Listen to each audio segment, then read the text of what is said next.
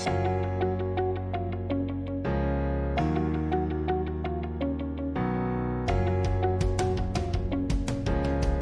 get right into it.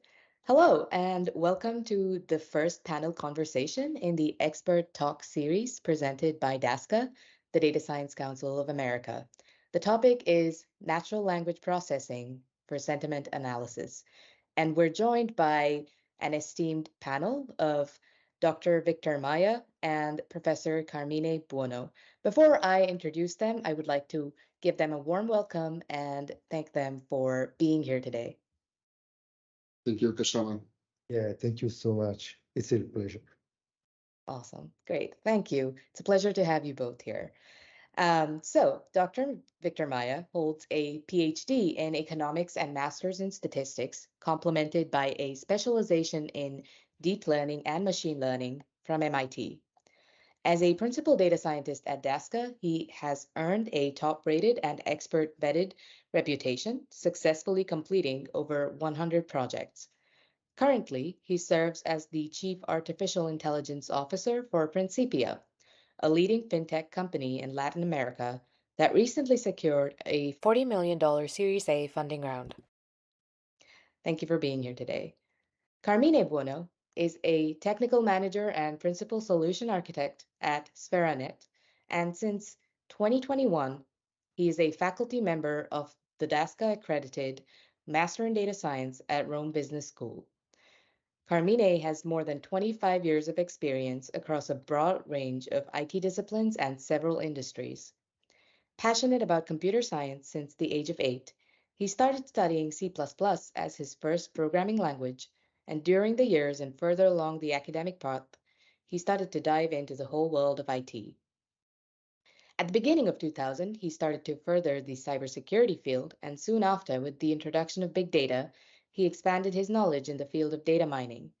Today, after a degree as IT engineer, a PMP certification, and several projects using big data, ML, and AI, and other achievements, he is still the same passionate guy from the late 1980s.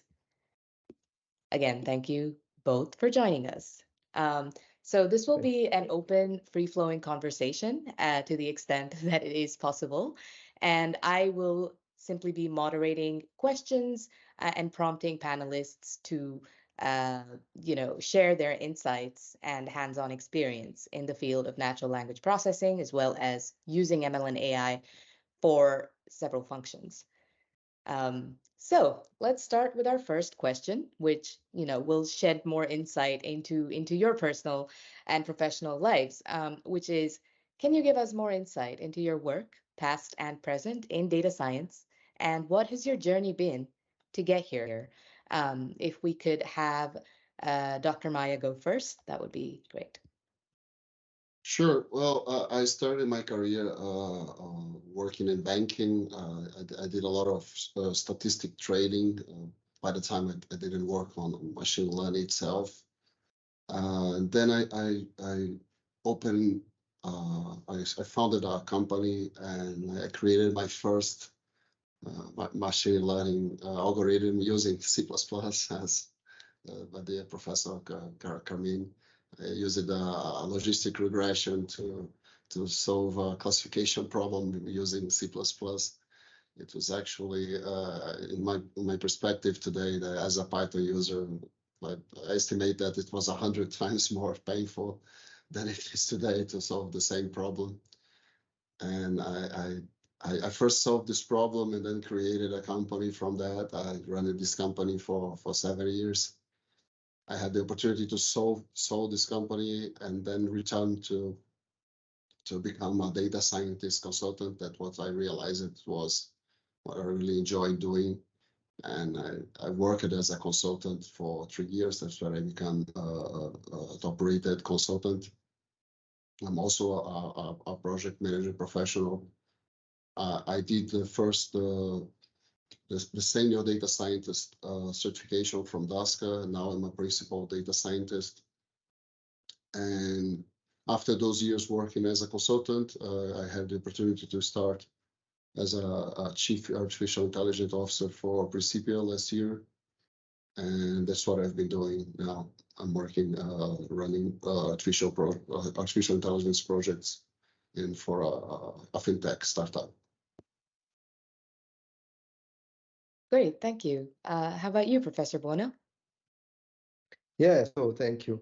Yeah, my journey in this world begins when I was child. That's true. So at the time, my father worked as employee and for an Italian university, and in that time, the IT revolution started to be really impressive. So the personal computer began to be something to invest on. And so my parents gave me an Olivetti M24 and 8086 CPU processors. Really, really ancient if you think the today technology. So I start to study some programming languages like C++, and let me say, without know it, I started my career. So after high school, I focused, and the first years of the university, I started to be more focused on IT security, and I started a lot of projects in with advanced analytics techniques. Okay, so before from the IT engineering standpoint, and after as a subject matter expert. So I studied a lot to solve my lacks, let me say. And as you know, so my journey starts from the field. Today, I give my support in my company in different areas. For example, to help colleagues to choose the correct data ingestion processor or flows, or at instance help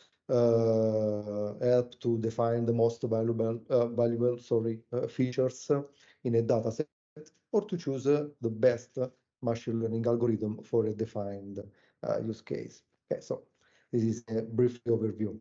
Okay. Thank you. Yeah, it gives us a good starting point to know about your journeys and what you've done to be where you are.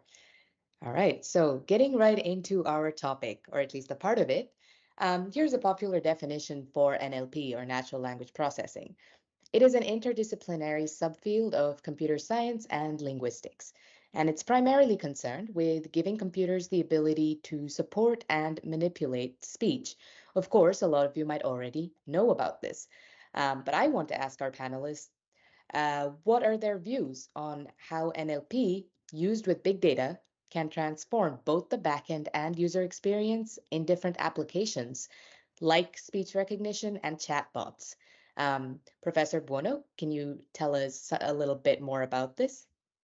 Yeah, that's for sure. So let me say, some years ago, we were used to talk about text mining or statistical NLP. So let me tell you a story. So in the late 2008, I did a project for a crisis department of an Italian ministry. So in which, starting from a fax message, okay, document sent as a fax messages, and using some lexical, syntactic, and semantic analysis. So the system much automatically dispatch the document to the correct organization unit. So is a classification problem. Okay, so it's a classification problem, but more than 50 years ago, it was a really tough task. And not just because the fax document is an unattended source, but the problem was that it was too struggling to fit the model, change the model, tune the features, rewards, really heavy. Okay, so I did a similar project last year. It was called the PEC automation. So in Italian, PEC stands for certificate email, always a classification problem.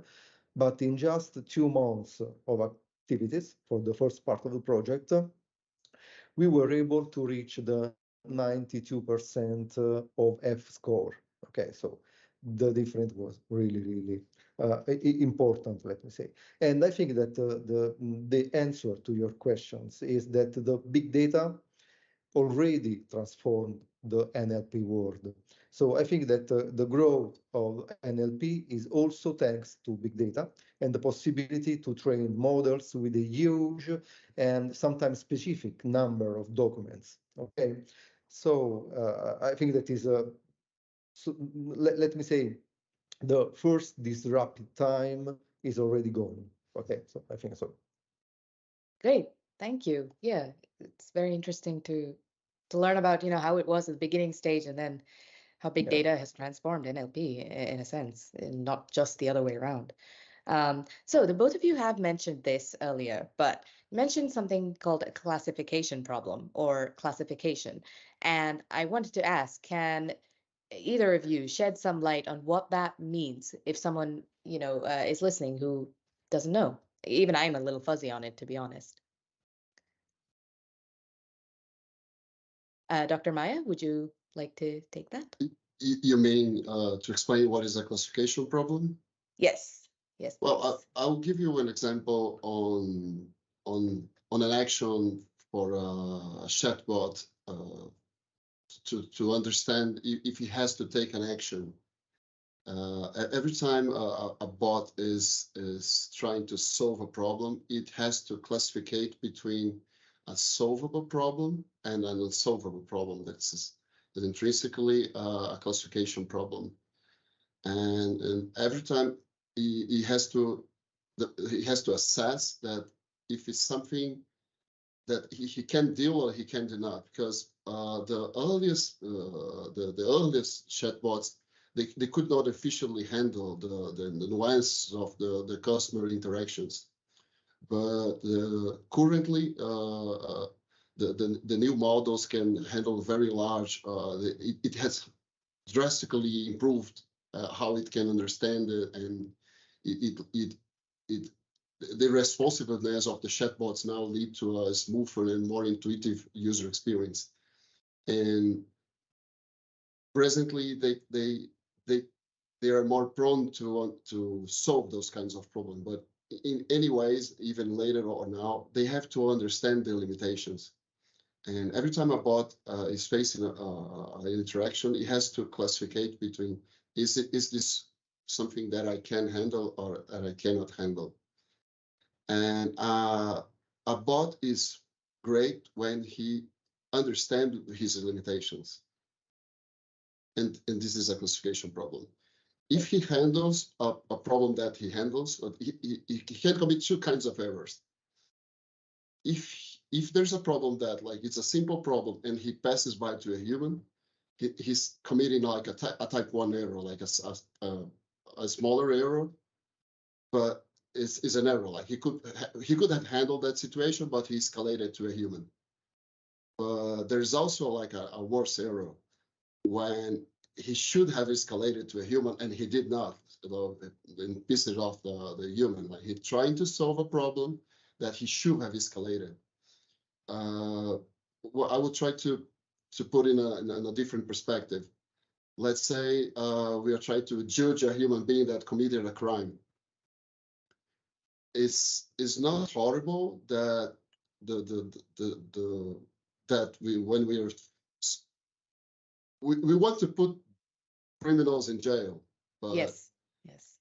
it's not good that some criminal get away with a murder, for example. But it's unthinkable that you put an innocent in jail. That's pretty much the idea. It's impossible to have a perfect system, and every time you have a more strict system, like a classification problem, a classification system, there's always commits mistakes, and sometimes you have a very strict system that puts innocent people in jail, and you don't want that as well. So you rather have some guilty people in the streets than to put innocent people in jail. And for the chatbot, it's the same idea.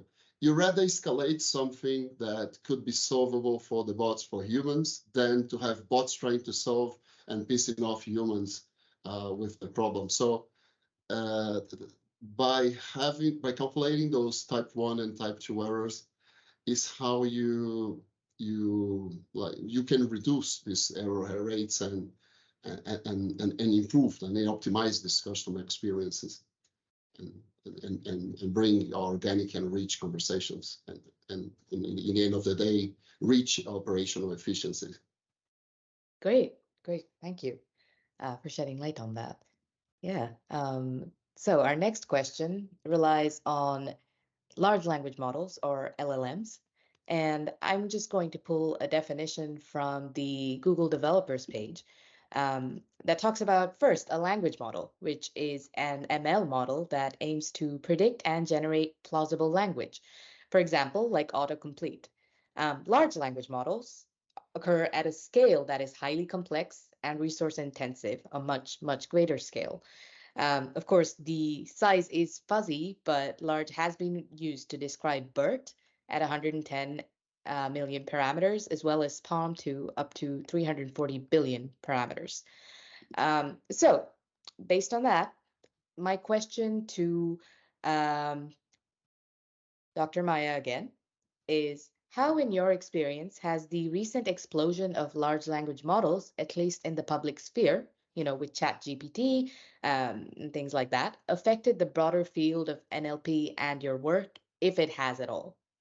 Yeah, this is very related from what we've been discussing from the last question, but Yes. I believe one of the main points that we didn't speak was the handling of multimodal interactions. For example, when someone send an audio from an old chatbot couldn't handle audio, but now we can put an audio to text and then understand this text and interact with it.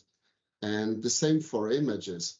If someone send, for example, in my company, we handle with collections. And sometimes people, instead of sending the text that I have already paid, they just send send an image of the bill, and then we can read it and understand that he's saying a payment from a specific month. Or sometimes you just send a finger, and then we understand that they are not happy with what we're saying, and we can read the image and understand the sentiment on this image, and this is very rich, and older bots could not handle that at all. And in the end of the day, not only the bots can handle those interactions more efficiently. For example, we could improve the bot interaction from 60 to 80%, and it doesn't seem much, but it halted the human team from half. Like we say 40% later before was handled by humans, and now only 20%. So the humans can deal with humans can deal with the double of the volume that they can do before. And if we can improve to 90%, that actually it means that the humans can deal with fourfold what they used to deal before. And in the future, what we're aiming is that not only the bots can do what they're meant to do, but also to co-pilot with the humans, improving their efficiency, even when they are writing and this is very helpful to also to control the quality, because it improves the efficiency and the quality as well. Great. All right. So has the kind of broader visibility that LLMs have recently got actually affected much, or no, it was, it's pretty much, has that kind of been irrelevant to how much your work has been helped along, and how chatbots have progressed? From the user experience. Yeah, sorry. It's completely changed. It has, okay. Everything. Yeah. Okay. Yeah, my question was also, were LLMs something that were on your radar much before the rest of the world or the layman got to know about it and started using it? That is a little bit my question as well. I'm not sure. I don't know how to compare with the rest of the world because Yeah, I've been doing that for 1 year, and like since I've beginning, I was mm, completely thrilled with LLMs. Since I great, started, great. I've been thrilled.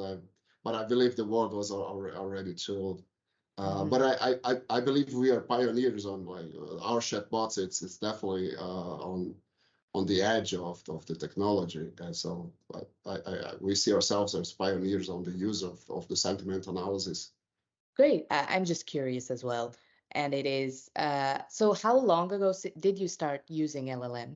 Uh, what I've been using for the collection since we started, and now we're actually using for improving the credit model.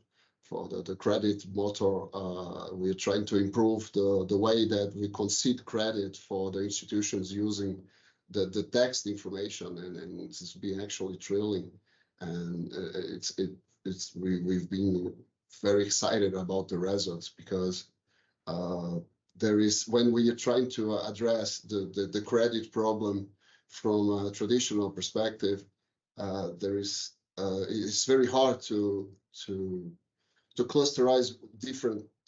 We have a lot of clusters of different areas, and when we have a trying to optimize a machine learning problem on credit, it's very hard. But when we address that as using an LLM to try to understand the idiosyncrasies of the public and then the areas, it gauges the sentiment of it in a way that as a black box, it's very hard for the human to fetch it. So it's a challenge, but the results are speaking to itself. Like we actually in a backtest phase, the results are very promising. It's something that we are planning to use in the next year on production. Great. Thank you. Yeah. And you mentioned sentiment, gauging sentiment. So it leads me into very nicely into my next kind of tidbit of information and question. So first, I will just pull up a definition for sentiment analysis. So sentiment analysis is also known as opinion mining or emotion AI, which I suppose kind of captures what it's really all about. And it is the use of NLP, text analysis, computational linguistics, and biometrics to systematically study feeling, emotion, attachment, or mood states and subjective information. And this could be textual, it could be, a piece of audio, as I'm sure you will learn about from our panelists further on. But yes, Professor Bueno, I have a question for you on, sentiment analysis. What insights do you think it has to offer for businesses, governments, institutions, and individuals? Could you see it being useful in educational institutions such as Rome Business School? And if so, in what way? Yeah, that's for sure. That's for sure. So I think that today we can start to consider that the sentiment analysis is one of the tools behind all the system for decision support. Okay, so is one of the main concept behind a decision support system. So is something useful to help human to make better decision. So I think that from the business point of view, we can have several insights. At instance, for marketing, for sales, all the how to say opinion mining campaign. So can be used for to understand, for example, to understand which is the best period to start the distribution of a new product, maybe, or a new service, or let me say, to stop definitively the developing as large choice of this product or service. So for business is really important, and we have a lot of projects. So there is the market is crowded by projects for sentiment analysis. So for the government institution, I think the same. So for example, we can use the sentiment analysis opinion meaning for just to identify areas where the government policies and programs can be improved. for an instance where the government acts not meet the citizen expectation. This is a real use case, let me say. And the last one was individuals. So all in. Individuals, so we are part of the circus. We are at the same time data producer and consumer. So we are the end user of ourselves. So with our tweets, surveys, posts, and so forth. So we participate to the campaigns. And after sometimes we will be object of a decision. Okay, so and if you think all these topics for the education are really, really important. So sentiment analysis can be almost considered as a mandatory part of the toolbox of a manager. So RBS, Rome Business School, the main mission of RBS is to train better manager, to a global reader, let me say. So, and my mission during the lectures is to give the maximum value, not only from the technical point of view, but bringing my experience, the use cases, the challenges, the insights, okay, all that is related to this world. I think that is really, really important. Yeah. Great. Thank you so much. How might NLP for sentiment analysis work at Principia? I know, Dr. Maia, you are involved in the chatbot project that you've been talking to us about. And I want to ask for maybe an illustration of how the basic steps might work in. Sure. Well, it starts with the data collection. We have a lot of chatbot interactions. We collect a vast amount of unstructured data from our chatbot interactions. It includes text, audio, and even images. And this gives a lot of to do unsupervised machine learning. But we also have a feedback mechanism. We use a net promoter score and any other customer feedback mechanism, which is it's very valid because we can run some supervised models to improve our systems. Because we have an external point of data to validate it. And this is the first point, like the data collection. After that, we have to pre-process it, all of the structured data. We have, as I said before, we have to convert the audio to text. It's mainly received through WhatsApp, and they're converted to text. And all the images are interpreted, are analyzed to gauge sentiment, determine if there are positive or negative emotions, agreement or disagreement. And the text have to be cleaned. We have to remove stop words, special characters, and performing steaming lemmizations to get the root form of the words. And this is why the NLP works. After that, we start the actual sentiment analysis using large language models. We employ state-of-art models like BERT, and these models analyze the processed text to determine if the sentiment is positive, negative, or neutral. And they can also detect more nuanced emotions like frustrations or satisfaction based on the context and wording of the user's messages. And what is pivotal is the feedback loop for continuous improvement. This is where we identify the pain points. The sentiment analysis helps identify areas where customers are getting frustrated. For instance, if a customer keeps reiterating a point, if there's a pattern of negative sentiment around a specific query, it indicates a pain point, and that's where we work to improve the chatbot. And this iterative refinement is based on this feedback. We refine the chatbot's response and functionalities. For example, if the customers frequently express confusion about a particular feature, we might make the chatbot explanation for that feature more clear or more detailed. And later, we improve our operational decisions based on that sentiment analysis. And this is where we route to the human agents. If the chatbot, that's where we come back to the classification problem. If the chatbot detects a strong negative sentiment or confusion, it decides to route to the human to improve the solution.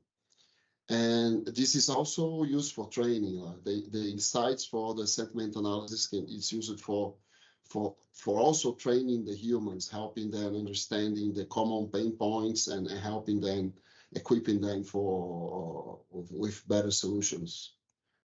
And what we aim for the future, as I already said before, is we also, instead of just helping the bots, we also want to help the humans to ensure a real-time sentiment analysis to even help the humans to be better equipped to deal with the frustration of the user.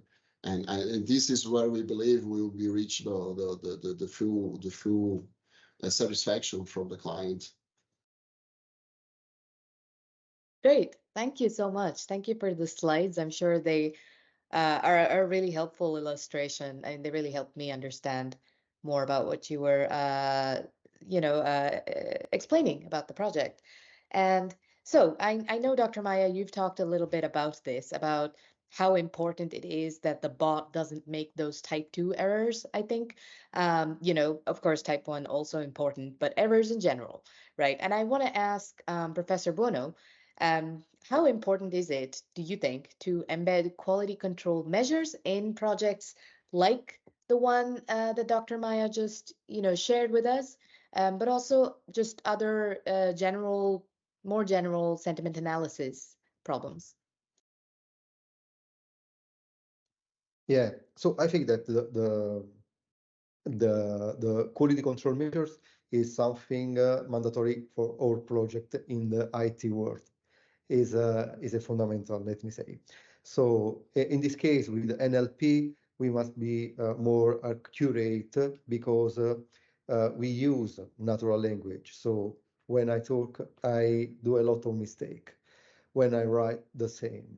And we have hundreds of different languages, and behind the languages, there is the linguistics, that is the study of the language. So, and it's really, really heavy to understand the meaning and after the meaning, the sentiment. Okay, so it's really important, a good level of quality control. So I think that first of all, it's important to be to ensure that the NLP models are accurate and reliable. Okay, it's important, it's critical given the increasing use, for example, in high-stakes application such as healthcare, finance, and criminal justice, as Dr. Maya said before. Okay, so our industries with a high level of risk, really risk. Okay, so another one could be, for example, to reduce the bias in NLP models. Bias is really important because NLP, without knowing, could be, let me say, could produce unfair or discriminatory outcomes. Okay, so it's important a good level of quality measure to avoid this problem. And let me say, for the all the pipeline, all the machine learning workflow, it's important to guarantee a high level of quality control. Yeah, I think so. Great. So Dr. Maya, how do you ensure that, I know you talked about the feedback loop and the mechanism, but can you explain a little bit about how that ensures quality control? Sure, I completely agree with Dr. Carmine. It's all about the continuous improvement, like regular quality checks, analyzing the logs, and gathering feedback. It provides insights into areas where the chatbot can be improved. And we thought those controls and the flaws and potential enhancements would go unnoticed.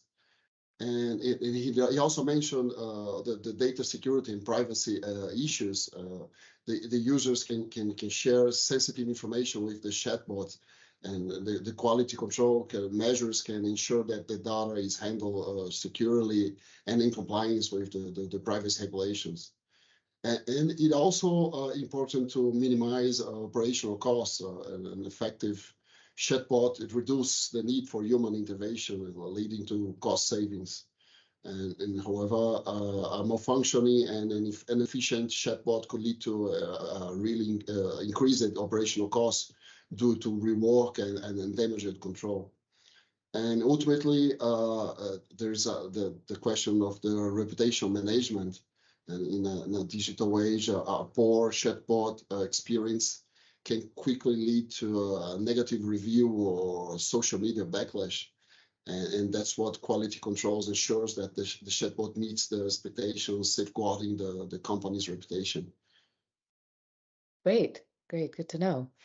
Um, what are the main challenges being encountered both in industry and in academia when it comes to topics like NLP, sentiment analysis, and or large language models? And this can be, whether it's in an academic setting where you're lecturing to students about these topics, or it can be when you're working with these concepts as part of your, in your professional role as an AI officer, for example, or an IT expert.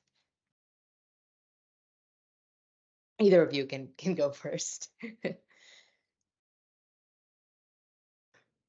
Well, I see that the hardest problem is data availability and quality. For the industry, business may not have access to large and diverse data sets required to train robust models. Moreover, ensuring that this data have the quality, and as the Dr. Carmine said, removing all the biases is really a challenge.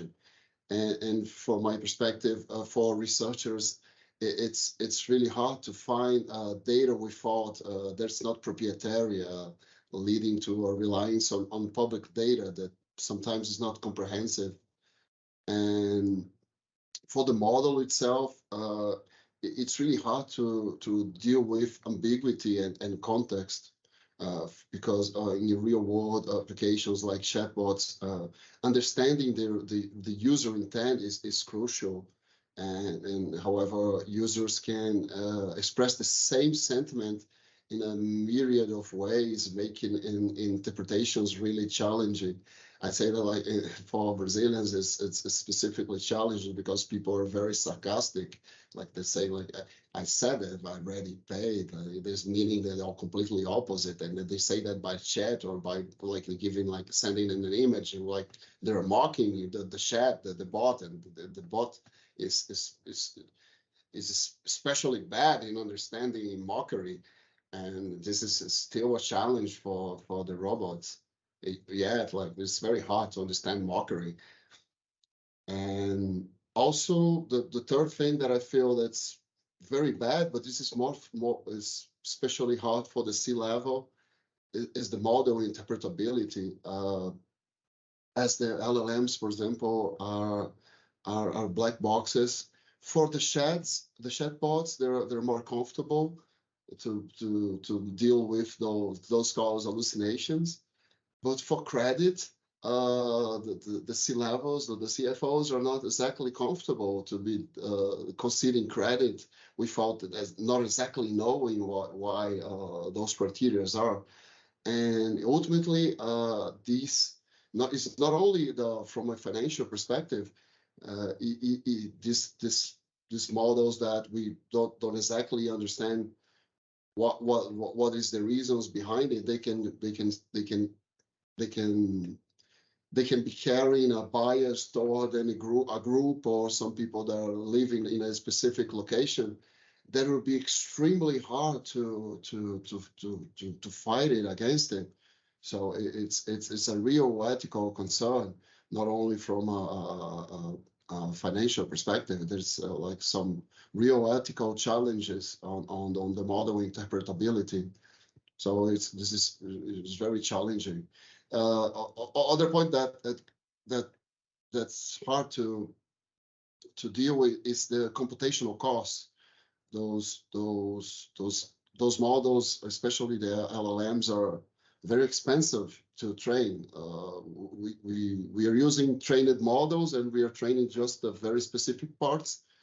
But to train those models from scratch is sometimes cost millions of dollars. So if you wanted to safeguard your information, you have a very hard cost. But if you want to use those models, you miss some interpretability. So it's very challenging.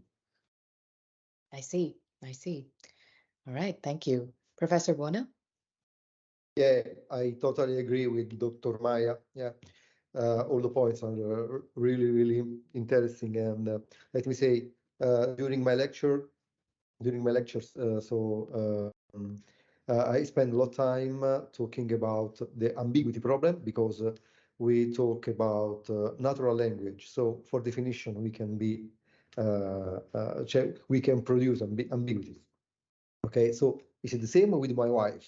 Everything he said, she said nothing. So it's the same. And but the problem is that we can have, for example, lexical ambiguity. No, so same words with different meaning. Or for example, syntactic ambiguities. So where the ambiguity is generated by the composition of the sentence, or inside the document, or inside the corpus. Okay, so a huge amount of words, and without doing mistake. So all is correct, all is fine, but we have ambiguities. So it's really important to understand, and it's always an open point. So we don't have how to say a resolution. Okay, so we don't have just one answer. And the other one point, for this reason, I totally agree with Dr. Maya, is to take care about the costs. So about how is built the model, which is the pipeline, how to ingest data, how to manipulate all the data preparation. So to take care about the cost of the computation, the cost of the storage, and so forth. I think it's another important point. Yeah. Great. Thank you. Any other things that need to be highlighted when it comes to such a pipeline, or when it comes to ambiguities and challenges? Professor Buono? Yeah, I think from the technical point of view, we can talk for 2 years, and we Yes. can go. Yeah, that's for sure. But I think from the functional point of view, as we said before, the bias is one important thing. So because the bias is related to the meaning of the words, the meaning of the sentences. Okay, so and is the concept behind our sentences, our word, our way to discuss it. For this reason, it's really important. So let me give you an example. So in the last version of ChatGPT version 3, so the profession doctor was always related to a man, the nurse to a woman. This is a bias problem. Okay, so with new version, we don't have anymore this problem. But okay, so it was so. Great. All right. Yeah, you're right. I suppose the bias is, one of the main issues, along with, of course, the computation costs, ambiguities that both of you highlighted, and all of them. All right. Great. Thank you. What are the boundaries or edges being pushed right now in research, in NLP, and sentiment analysis, and where are the resources being invested? Um, Professor Buono, do you have any insights being Yeah, part of bias RBS? and Awesome. yeah, for sure the bias. It's an interesting topic too. So, but I think that researchers are constantly developing new and more accurate models, increasing reliability and efficiency. Like as Dr. Maya said 2 minutes ago. So, because NLP is already used in a wide range of applications. So, but now it's time to explore more ways. Okay, so to introduce more ways to use NLP, for example, healthcare, and why not to choose more way in the education. And I think that in terms of investment, the LLM maybe it's and the generative tasks are where we can find how to say a lot of investment. Okay, so I think so. Okay. Great, great. Good to know. Good to know. Thank you. Um, where can a viewer who is interested in learning more begin? So, as a student of data science, or even as a young professional, or someone just looking to delve more into the subject, they may have already become an expert at a different subfield of data science. Where can someone like that begin? Any recommendations or advice, especially based on personal experience or experience mentoring students? Would be valuable, I think, to our community and to myself as well. Well, the core of sentiment analysis and LLMs is built on machine learning principles and deep learning, and with neural networks and architectures like BERT is central state-of-art NLP models.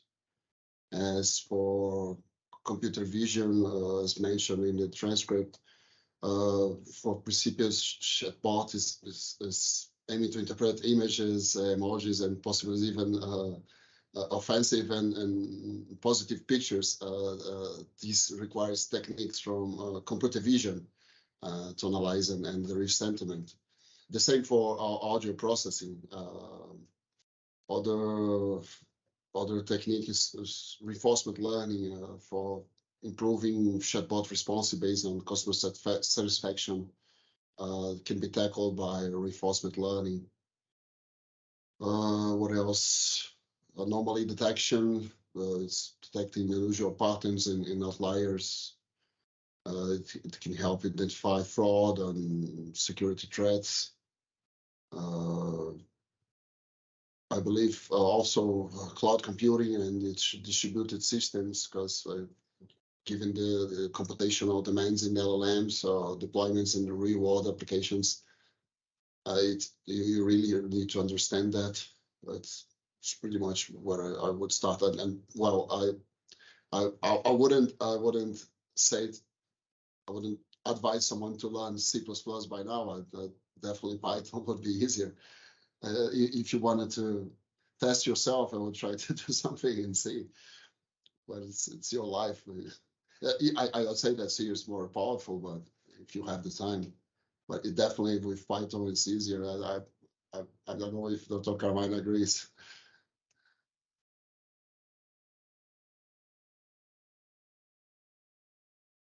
Carmine, would you like to unmute yourself? Yeah, I totally agree with Dr. Maya. Yeah, that's for sure. Uh, by students, there are a lot of different paths to follow. You can run as a data scientist, IT engineer, NLP engineer, or a linguistic scientist, for example, that they are not a technician, but a professional of the linguistic world. And it's not, it's really tough because a lot of languages. It's not just English or Italian. So the NLP world is really huge. It's more wide. Okay, so and this is a classical bottom-up approach. You can change a top-down approach as Dr. Maya says, starting from a project, starting from a work opportunities, that's for sure. And after that, you can go deeper in the NLP field with a master, a second degree, and so forth. There are a lot of opportunities today. So the important is that you want to reach something important here. Great message. Yes, thank you both. You've given us a lot of starting points really, and a lot of other topics to look into as well. So thank you. And I think we will wrap up our discussion with a final question.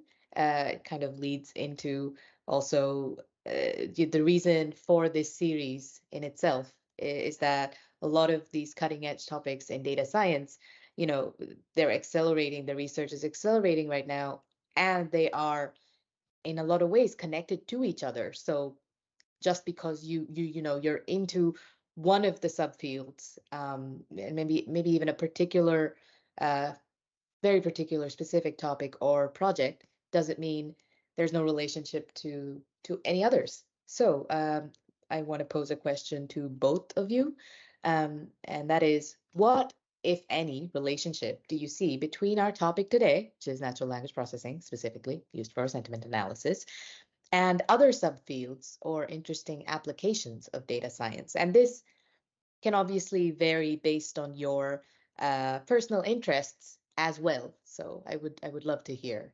about them. Professor Buono, would you like to kick us off?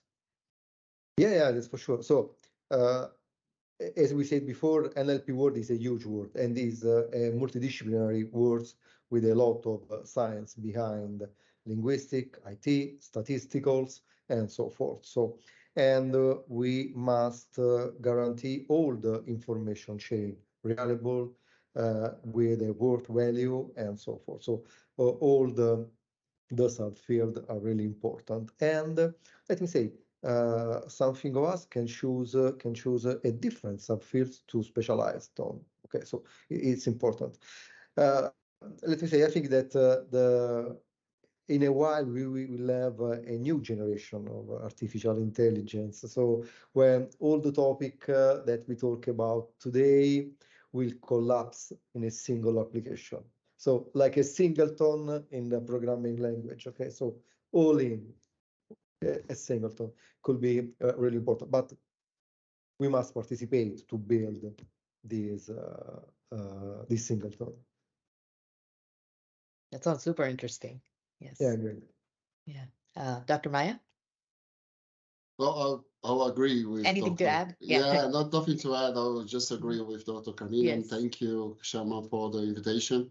We really running out of time. I will have to leave it now. I really Yes. thank you for the opportunity, and it was a great talk. Thank you for everything. Absolutely. Thank you so much for being here, both of you, and Yeah. for spending this hour or hour with us with the DASCA community, sharing your insights. And yes, your time is absolutely valuable. So I will let you go soon. And and I will tell our viewers that hopefully we will have more such events and recordings and other panels soon as part of this series. But in the meantime, I'm sure Dr. Victor Maya and Professor Carmine Buono have given all of us a lot to process, a lot to, we've learned a lot, so a lot of other things to delve deeper into. And with that, I will thank our panelists and anybody who is joining us, and we will see you in the next one. Thank you. Thank you. Bye. Thank you so much. Awesome. Really pleasure. Really pleasure.